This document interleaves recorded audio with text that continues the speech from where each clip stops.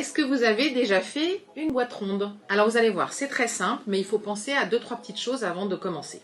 Je vous montre. Ça, c'est la boîte nomade dans laquelle il y a 2 petites boîtes rondes. Pour faire des boîtes rondes, pour faire l'arrondi de la boîte, il faut utiliser du carton de 1 mm. Même si la boîte fait 3 mm d'épaisseur. Un carton de 3 mm d'épaisseur, c'est impossible à centrer. Il faut faire attention à une chose, c'est à bien prendre le carton dans le sens du droit fil. Si vous voulez voir comment on détermine le sens du droit fil, regardez les tutos que j'ai fait sur ce sujet. Il y en a sur Instagram, il y en a sur YouTube. J'en ai fait plusieurs, il y en a aussi sur mon blog. Donc, une fois que vous avez déterminé le sens du droit fil de votre carton, il faut que vous coupiez les bandes qui vont servir à faire le montant de votre boîte dans le sens du droit fil. C'est-à-dire que la hauteur de la boîte doit être dans le sens du droit fil. Je vous montre si on fait l'inverse que ça donne. Là, par exemple, pour vous donner un exemple, j'ai fait exprès de me tromper et j'ai coupé dans le mauvais sens. Et ben, quand je vais essayer de cintrer mon carton, vous voyez, il se casse en fait. Il peut pas s'arrondir parce qu'il n'est pas dans le droit fil. Donc en fait, vous allez avoir une boîte qui n'est pas ronde. Alors que si vous utilisez un carton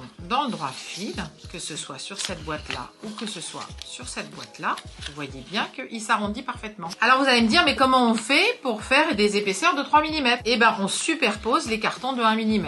Et vous pouvez faire ainsi de suite pour avoir une épaisseur de 2, 3, 4, 5 mm. Voilà.